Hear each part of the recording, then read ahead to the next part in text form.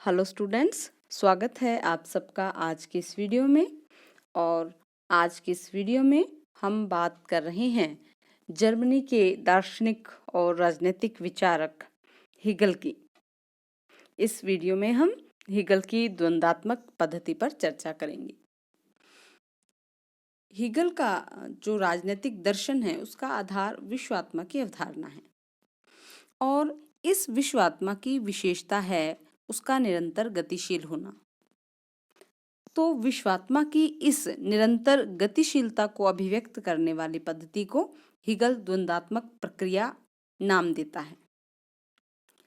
द्वंद्वात्मक पद्धति का विचार हीगल के दर्शन का मूल तत्व है, लेकिन ये विचार उसका मौलिक विचार नहीं है। इस शब्द का प्रयोग मतलब द्वंद्व शब्द का प्रयोग सबसे पहले सुकरात ने किया था, क्योंकि प्राचीन यूनान में सत्य को खोज करने के लिए वाद विवाद का सहारा लिया जाता था। तर्क वितर्क जो प्रक्रिया है वो अपनाई जाती थी और सुकरात, प्लेटो, जितने भी प्राचीन यूनानी विद्वान हुए हैं उन्होंने इसी पद्धति का प्रयोग किया था। यूनानी भाषा में डायलेक्टिक शब्द डायलेगो से बना है और इसका अर्थ होता है वाद विवाद या तर्क वितर्क।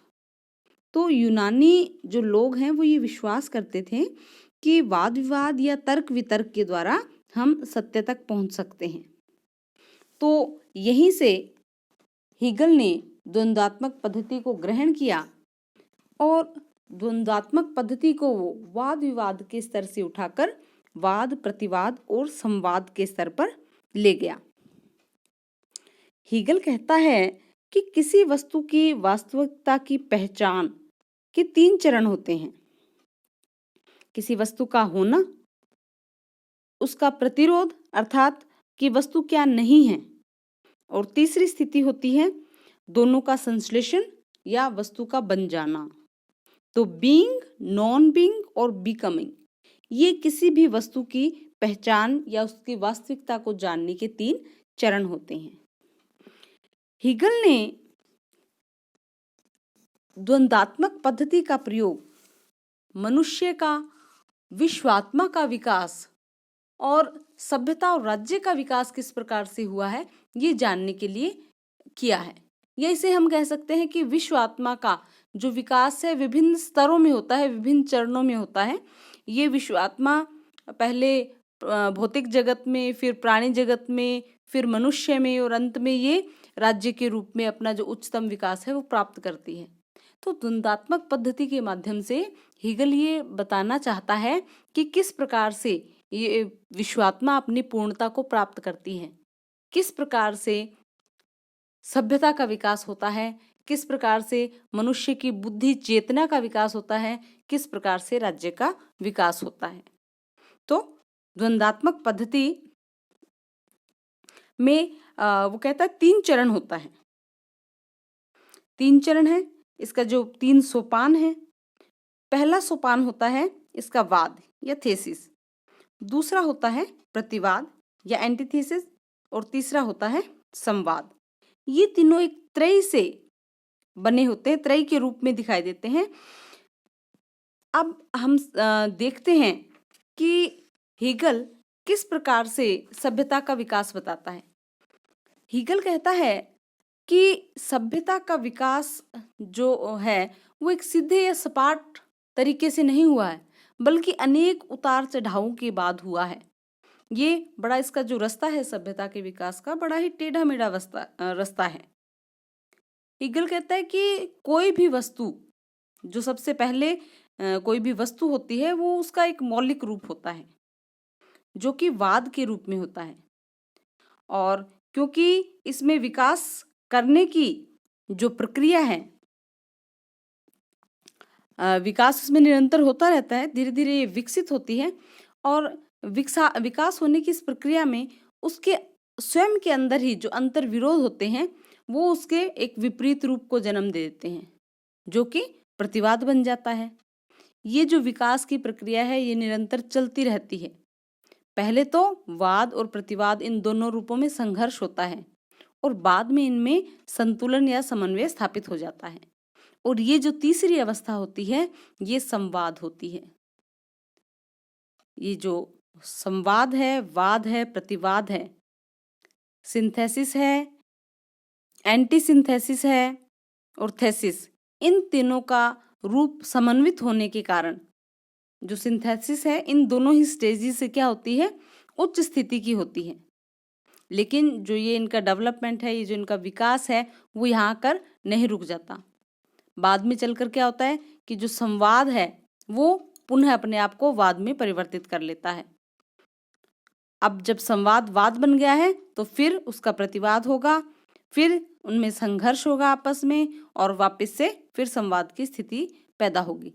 इस तरह वाद, प्रतिवाद और संवाद, इसकी प्रक्रिया निरंतर चलती रहती है और सभ्यता अपने विकास के मार्ग पर अग्रसर होती रहती है। इसलिए हिगल कहता है कि सभ्यता का जो विकास का मार्ग है वो त्रिकोणात्मक है, ये त्रयी से है, त्रयी से इसका निर्माण हुआ है। इसी के साथ हिगल राज्य के विकास की प्रक्रिया भी बताता है। वो कहता है कि द्वंद्वात्मक पद्धति से समाज और राज्य का विकास किस प्रकार से हुआ, ये भी हम जान सकते हैं। सामाजिक विकास में सबसे पहले जो चीज़ हमारे सामने आती है वहाँ वाद के रूप में हमारे सामने परिवार होता है, जो मौलिक चीज़ है, सबसे छोटी इकाई है समाज की।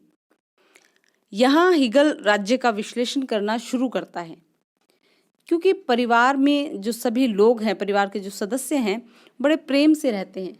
सहयोग, प्रेम, विश्वास, ये परिवार का आधार होता है। परिवार के लोग हैं वो एक सूत्र में बंधे होते हैं, उनमें आपस में विरोध नहीं होता।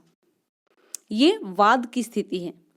किंतु धीरे धीरे जब परिवार में बच्चे बड़े होते हैं और उनके विचार जब हैं वो व्यापक होते जाते हैं तो उनको परिवार का दायरा छोटा लगने लगता है और वो परिवार को अपनी प्रगति में बाधक मानने लगते हैं। तो अब वो यहाँ से इसका विरोध करना प्रारंभ करते थे, उसमें परिवार में अंतर विरोध की स्थिति आ जाती है। अब वे परिवार से निकलकर एक बड़ी सामाजिक व्यवस्था में प्रवेश करते हैं। इस सामाजिक व्यवस्था को हिगल समाज का नाम देता है और ये जो समाज है ये अब प्रतिवाद के रूप में सामने आता है हमारे, क्योंकि ये जो समाज है इस व्यवस्था में व्यक्ति को संघर्ष करना पड़ता है और क्योंकि इसका परिवार की भांति इसका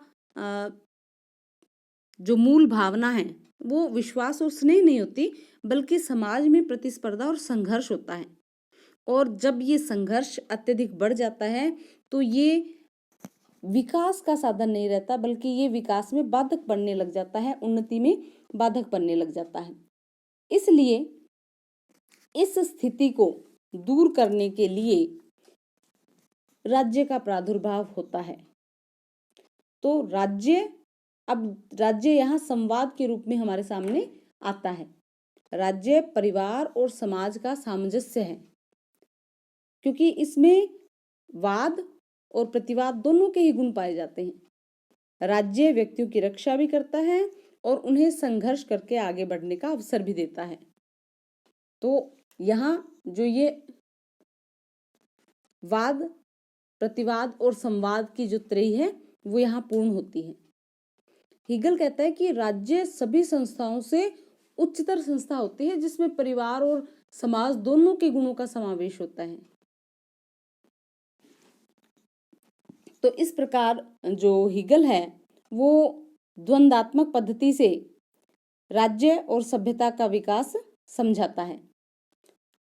हिगल की द्वंद्वात्मक पद्धति की विशेषताओं की यदि बात करें तो हमारे सामने जो विशेषताएं निकल के आती हैं, पहली विशेषता तो हमारे सामने ये आती है कि संघर्ष ही विकास का निर्धारक है, क्योंकि द्वंद्वात्मक पद्धति की मूल मान्यता ये है कि विकास दो परस्पर विरोधी वस्तुओं में संघर्ष का परिणाम है। तो संघर्ष के कारण ही विकास होता है। हिगल ये बार बार कह रहे हैं कि व्यक्ति और समाज का विकास एक सीधी रेखा में नहीं होता, बल्कि एक आड़ी टेढ़ी मेढ़ी रेखा में होता है। इसके साथ ही इस पद्धति की जो दूसरी विशेषता है वो है इसका स्वतः प्रेरित और स्वतः संचालित होना।